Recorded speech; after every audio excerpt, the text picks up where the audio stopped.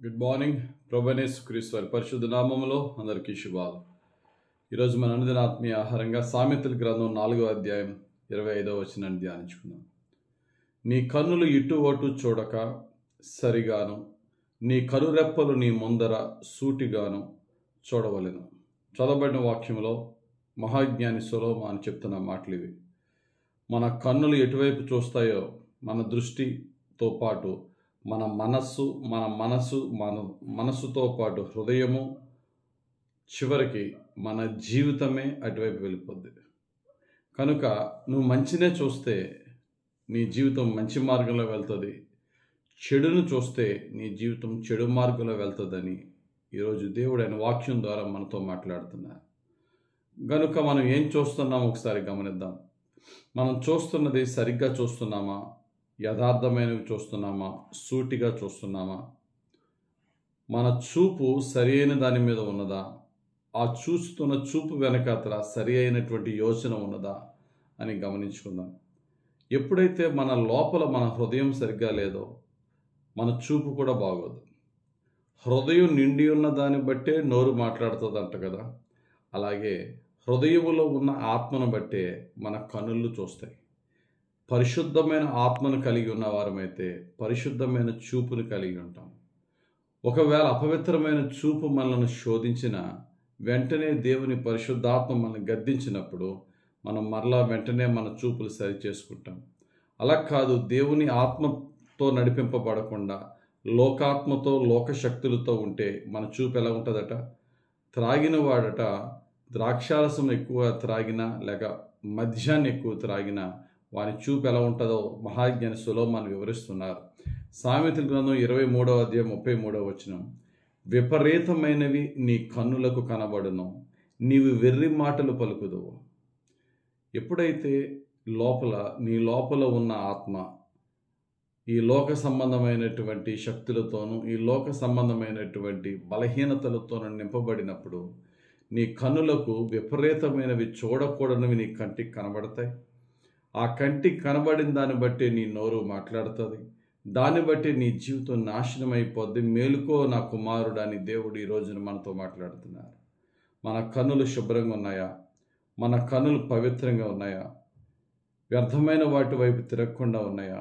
ఏమి చూడకూడదు అనుకుంటున్నామో అవి చూడకుండా మనం రిస్ట్రిక్ట్ చేసుకోగలుగుతున్నామా మన కన్నుల్ని? 119వ కీర్తన 37వ వచనంలో కీర్తనాకారుడు ఈ మాట అంటున్నారు, వ్యర్థమైన వాటిని చూడకుండా నా కన్నులు త్రిప్పివేయము, నీ మార్గములో నడుచుకొనుటకు నన్ను బ్రతికింపుము. ప్రభువా, నా కన్నులు వ్యర్థమైన వెతుక్కుంటున్నాయి ప్రభువా. చూడకూడదు అనుకుంటున్నాను, దాన్నే వెతుక్కుంటున్నాను ప్రభువా. వద్దనుకుంటున్నాను, అవే నా కంటికి కనబడుతున్నాయి ప్రభువా. వాటి వల్ల నేను మలినమవుతున్నాను ప్రభువా. నా కంటితో నేను నిబంధన చేసుకోగలిగే శక్తిని, ఆ చేసుకున్న నిబంధనను నేను నిలబెట్టుకునే శక్తిని నాకు ఇవి ప్రభు అని దేవుడిని అడుగుదాం. భక్తుడైనటువంటి యోబు నిబంధన చేసుకున్నాడట. నేను నా కన్నులతో నేను నిబంధన చేసుకుంటుని కన్యకును ఎలాగో చూస్తున్నాను. చాలా యథార్థవంతుడు యోబు. ఆ యథార్థతతోనే తన కన్నులతో నిబంధన చేసుకున్నాడు. యోబు తన బాడీలో ఇంకో భాగంతో నిబంధన చేసుకున్నట్టు లేదు, ఓన్లీ తన కన్నులతోనే నిబంధన చేసుకున్నాడట. అంటే కన్నులు అంత ముఖ్యమైన పాత్ర మన జీవితంలో కన్నులు కలిగి ఉంటాయి. కనుక మనం మన చూపుల ద్వారా రక్షింపబడతాం, చూపుల ద్వారానే పాడైపోతాం. లోతు యొక్క భార్య చూడొద్దు అన్న దాన్ని చూచుట వల్ల శాపగ్రస్తురాలైంది, స్పాట్లో చచ్చిపోయింది. కనుక మనం ఏమి చూస్తున్నాం అది ఆత్మీయంగా చంపేస్తుంది మనల్ని, తర్వాత శారీరకంగానూ చంపేస్తుంది. కనుక చూసే చూపులో మన చూపు తేడాగా ఉంటే, చూడకూడని వాటి వైపు మన చూపు మల్లుతూ ఉంటే ఎవరో వచ్చి మనల్ని గద్దించక్కర్లేదు, మన అంతరాత్మే మనకు చెప్తుంది. వెంటనే ప్రభుని వేడుకుందాం, ప్రభుని బ్రతిమలాడుకుందాం. అయ్యా, నా శక్తి సరిపోవట్లేదు, నీ పరిశుద్ధాత్మ శక్తితో నా చూపు తేటగా ఉండాలి, ఇటు అటు కాదు, ఎదురుగా చూడాలి.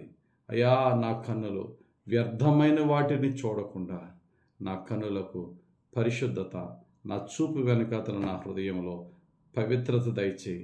ఒకవేళ సాతానుడి వ్యర్థమైనవి కనబడేలా చేసినప్పటికీ కూడా నా కన్నులు త్రిప్పుకోవటానికి శక్తిని ఇవి నాయనా అని ప్రభువుని అడుగుదాం. పరిశుద్ధాత్ముడు మన సహాయకుడు, అడిగిన వారికి సహాయం చేసేవాడు, మన బలహీనతలో మనకు సహాయం చేసేవాడు. ఆయన యొక్క పరిశుద్ధాత్మ సహాయంతో పరిశుద్ధమైన వాటిని చూస్తూ పరిశుద్ధంగా జీవించే భాగ్యము ఈ దినమున మన జీవితకాలం అంతా యేసే మనకు అనుగ్రహించునుగాక. ఆమేన్. ప్రార్థన చేసుకుందాం. మహిమగల తండ్రి, ఈరోజు మీరు ఇచ్చిన ఈ వాక్యమును మాకు దీవెనగా మార్చండి. ఈరోజు మేము చేసే ప్రయాణాల్లో, పనుల్లో, ఎక్కడికి వెళ్ళినాను, ఎవరిని కలిసినాను, ఎవరితో మాట్లాడుతున్నాను, అయ్యా మా చూపుల్లో పవిత్రత, చూపులు వెనకాతల మా యొక్క హృదయాలోచనల్లో పరిశుద్ధత దయచేయండి. మా చూపులు ఏమన్నా వ్యర్థమైన వాటిని వెతుక్కుంటే అయ్యా ఎక్కువగా నీ ప్రార్థనలో గడిపి నేను క్షమించమని అడిగి నీ శక్తితో, నీ ఆత్మతో పరిశుద్ధమైన వాటిని చూచుటకు, పరిశుద్ధంగా యోచించుటకు మాకు సహాయం చేసి మమ్మల్ని రక్షించమని యేసుక్రీస్తు వారి పరిశుద్ధ నామంలో ప్రార్థించి వేడుకొనుచున్నాం తండ్రి. ఆమెన్. తండ్రి యొక్కయు, కుమారుని యొక్కయు, పరిశుద్ధాత్మ దేవుని అభిషేకం హెచ్చుగా మనపై దిగివచ్చి మన చూపులను, మన హృదయోచనలను, మన జీవితాన్ని రక్షించి కాపాడి దీవించును గాక. Amen. Amen. Amen. Amen. God bless you. Have a very blessed day.